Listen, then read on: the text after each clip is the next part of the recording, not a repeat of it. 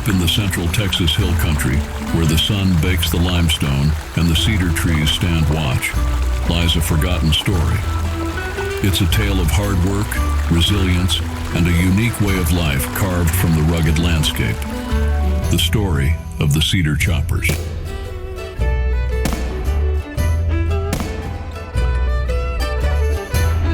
Our journey begins in the mid-19th century, with the echoes of Scottish and Irish bagpipes carried across the Appalachian Mountains. Driven by a yearning for freedom and a new start, these families, weathered by hardship, settled in the untamed Texas wilderness.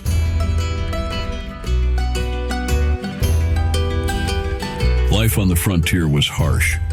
They built their homes from logs, hunted for their meals, and learned to survive on the land's bounty. But the unforgiving earth offered little solace. That's when they turned to the cedars, those stoic giants cloaking the hillsides.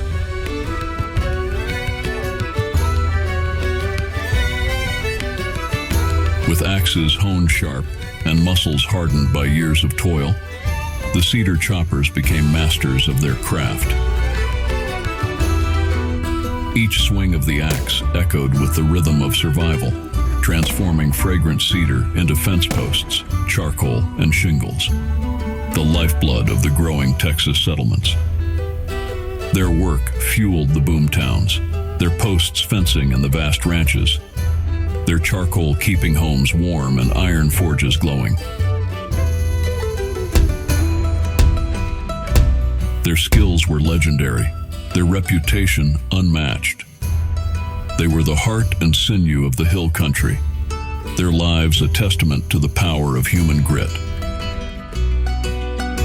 Cedar choppers, particularly those in the Texas hill country, were known for their fiercely independent spirit and self-reliance. Their interactions outside their community could vary depending on the context and individual personality.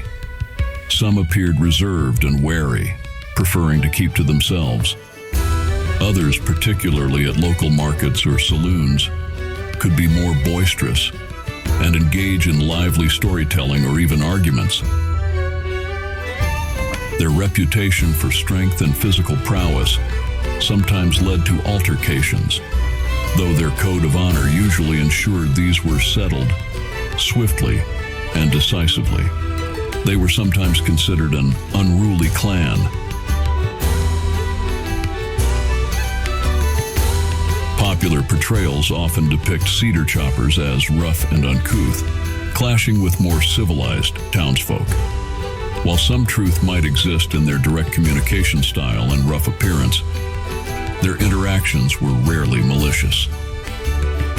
They might appear suspicious of outsiders, but could be fiercely loyal to those they befriended. Their bartering skills were sharp, and they didn't hesitate to negotiate for a fair price. Ultimately, their behavior outside their community reflected their values of self-reliance, honesty, and a strong sense of community within their own group. Living on the fringes of society, Cedar Choppers were fiercely protective of their families. They formed tight-knit communities, bound by shared hardships and a deep loyalty. Any threat, real or perceived, was met with a united front. They instilled in their children the importance of respect for elders, tradition, and the land that sustained them. Their families, though small, were their havens, sources of strength and solace in a world that often seemed unforgiving. But the cedar forests weren't just a source of income. They were their playground, their church, their community. Under the whispering leaves, stories were spun, songs were sung, and families thrived. The Cedar Choppers were not just woodsmen. They were a people bound by the land, their traditions etched in the bark of the cedars. Time, however, has a way of changing the landscape. The 20th century arrived with the roar of mechanized saws and the promise of progress. The demand for cedar waned, replaced by cheaper, faster methods. The forests dwindled, the echoes of axes faded, and the way of life the cedar choppers knew began to slip away. Today, the whispers of their story linger in the wind, rustling through the remaining cedars. Their cabins stand as silent sentinels, their tools gathering dust in forgotten barns. The cedar choppers may be gone, but their legacy lives on in the fences that line the roads, the charcoal that once fueled the fires, and the spirit of resilience that echoes through the hill country. This is the story of the cedar choppers, a testament to the power of human ingenuity, the rhythm of hard work, and the indelible mark a people can leave on the land they call home. Remember them when you see a cedar fence, feel the warmth of a charcoal fire, or hear the wind whispering through the trees. For their story is a reminder that even in the face of change, the echoes of the past can still resonate, reminding us of who we are and where we came from.